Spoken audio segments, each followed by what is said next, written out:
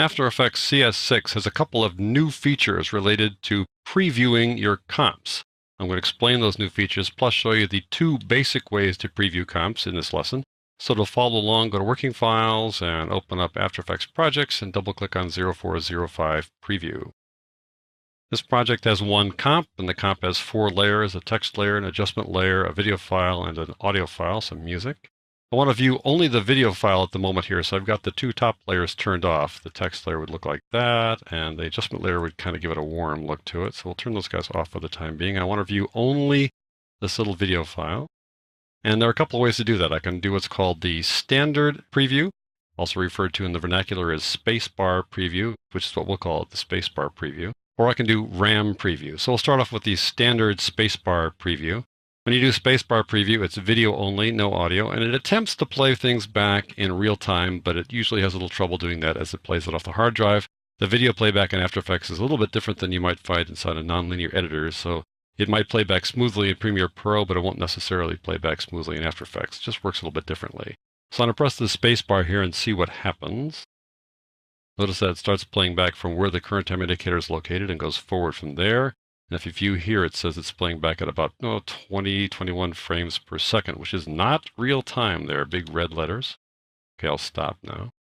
Now what happened? We have this little green bar that showed up here. The green bar is the video file that was created by the playback and stored inside RAM. This is a RAM cache issue. It stores this video file, it renders the video file and stores it in RAM. And normally when you talk about rendering a video, it means you're rendering the final output of your project to some video file that people can look at. But in this case, we're rendering the video file to a temporary storage place inside RAM. And the green thing now means that if we play it back by pressing the space bar, it should play back fairly smoothly as it comes off of RAM. We'll watch the numbers up here and see how close they are to 2997. 27, 28, 29, there we go, it's settling down. Pretty much 2997 straight across. It looks pretty much like real time as you watch it here in the comp panel. RAM preview is a little bit different. It does not attempt to play back in real time. It just attempts to store the rendered video in RAM, and when it's done storing it, then it'll play back in real time. And it'll play back with audio as well. RAM preview takes place over here in this preview panel. The thing is, though, you hardly ever visit this panel because you accept the defaults and use a keyboard shortcut when you do RAM previews. You hardly ever use the little button there to do the preview. You typically do the keyboard shortcut. That'll become second nature to you after a while. So the options here, they'll say, do you want to have a frame rate equal to the frame rate of your comp? The answer is usually yes. Do you want to skip any frames? The answer is usually no. And then do you want to have auto resolution? Yep, that's fine. So now I'm going to do a RAM preview, and I could click on this little button there to do the preview. But, it's better to use the keyboard shortcut because that's what you're going to do down the road. So the keyboard shortcut to do a RAM preview is the 0 key in the numeric keypad. Not the 0 key above the letters, but the 0 key on the numeric keypad. And if I press that, it's going to start RAM previewing from wherever it hasn't been cached yet. So it'll go to the beginning here and preview from here. It's going to get here and skip to over here and then continue making its RAM preview here. So I'll show you that by just pressing the 0 key on my numeric keypad. You'll start seeing this green bar growing right there. It's not trying to play back in real time. In fact, it's playing back kind of in chunks. And it jumps here to the end, and I'm going to stop it. And then it's going to play back with audio. And I stopped it on purpose because I wanted to leave a little bit there so we can do one more preview. If I click the 0 key again, it's not going to start playing it. It's going to finish the preview until it gets the whole comp previewed, and then it'll start playing it again. So I press the 0 key again. It's going to finish the preview, and now it'll play. All right, and it adds to that video file that was stored in RAM. So we added stuff at the beginning and the end of that file. Now it'll play back smoothly off of RAM. If I press the space bar now, it'll play back smoothly, more or less, pretty close. And there's no audio because that's what happens when you press the space bar preview. All right, I want to add a layer now, an adjustment layer. I'm going to turn on the adjustment layer to kind of warm it up a bit. And bam, the green bar goes away. That's because the rendered video file was not created with this extra feature added to it, this extra effect. So now if I do a RAM preview, let's see what happens here. Goes to the beginning, starts doing its previewing work. I'm going to stop it early here by pressing the 0 key again. It'll start playing it. Okay. I'll stop it by pressing the space bar. All right. And it stored it again as another video file. Now in previous versions of After Effects, if I were to, let's say, turn off the adjustment layer, then I'd have to preview the video file again.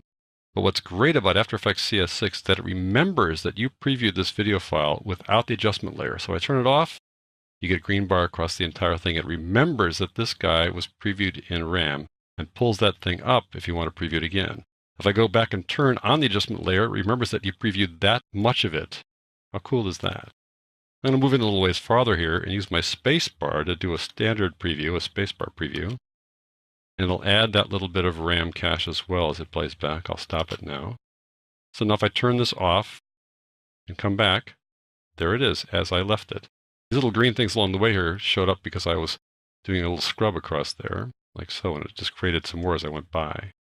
By the way, if you want to have audio while you scrub, hold down the Control key in Windows or the Command key in Mac as you scrub, and you get some audio there. All right, let's add the text here. Once again, goes away because we have not done any previews with text. I'll pull it over here where the text comes on.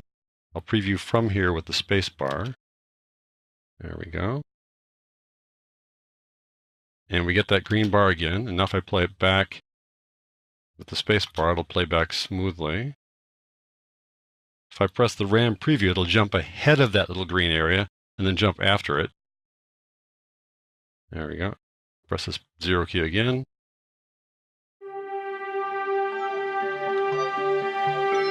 All right. Now I'm going to turn off the text layer.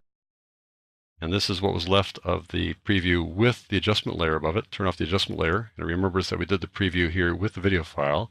If I turn on the text layer now, it'll be nothing because when we did the text layer, we did it in concert with the adjustment layer. So it doesn't really have a preview when it's just the text layer and the video layer. So you got to tell it, no, this is what we meant to do here.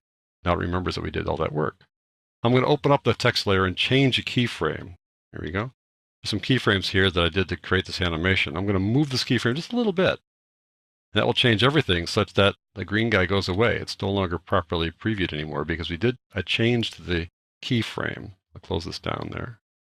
But if I turn off the eyeball, it still remembers that we worked inside the adjustment layer and still remembers that we worked inside the video file. That's pretty great.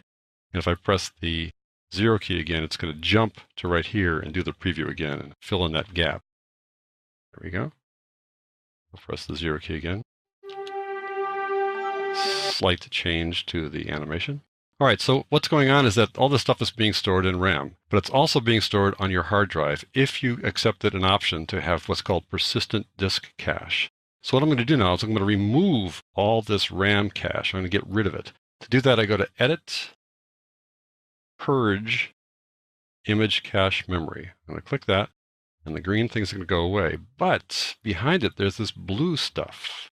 The blue stuff indicates that you have now stored this preview on your hard drive, such that if I drag through here now, it'll play pretty smoothly off of the hard drive. If the hard drive is fast, it'll play smoothly. If it's not so fast, dragging through will actually be much smoother than normal.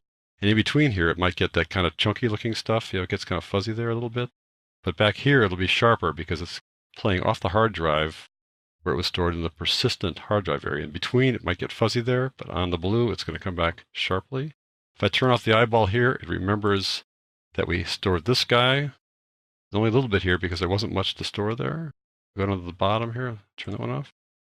A little bit of blue stuff here that it remembers too, but mainly it remembers that this stuff up here we stored on the hard drive. And that's called persistent disk cache. So what I'm going to do now is I'm going to save this project under a different name, put it under exercise files folder. So I go File, Save As. I'm going to go to the exercise files folder. So I'm going to go to the desktop, go into my After Effects exercise files and save this thing as persistent. Just to see how that works. Persistent, click Save. I'm going to get rid of the RAM cache just to make sure it's gone. Purge that again, all memory. Now I'm going to close this project. And now I'm going to reopen it. Go to my exercise files folder, click on this.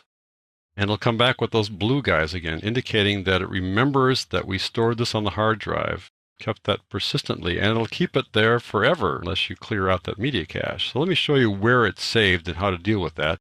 Go to Edit, Preferences, or on a Mac, go to After Effects Preferences. This thing here called Media and Disk Cache. And I have enabled disk cache, and I've given it a size of 25 gigabytes for the maximum size. I can make it larger. If you're going to do this right, and I have not done it right here, but if you want to do it right, I'm going to have a separate hard drive that's as fast as you can get. The latest solid-state drives are pretty good choices. And then that's where this will be stored. So I've enabled it, and I've set the size here, and those guys will be stored there. I want to show you one more thing, too, under Memory and Multiprocessing.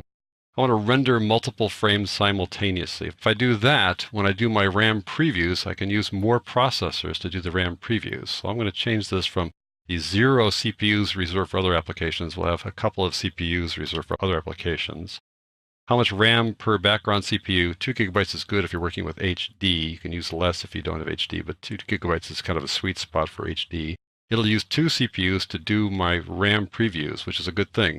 It'll not only do the regular RAM preview where After Effects is running on one of the CPUs, but it'll use 2 more then to do this work by rendering it elsewhere. So it'll do it in chunks instead of just like 1 frame at a time.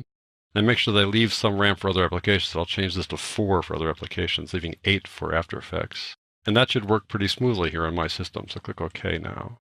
So if I do RAM preview now, I want you to kind of look at the numbers here as they go along. I'm going to press the 0 key, and they're going to jump in the background here in chunks. You see how it's going in big chunks there?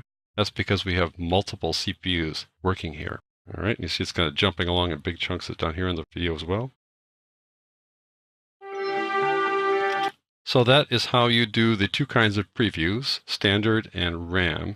That's also how you adjust your preferences to make sure that things go a little more smoothly by enabling disk cache and also having more CPUs doing the background rendering of these RAM previews.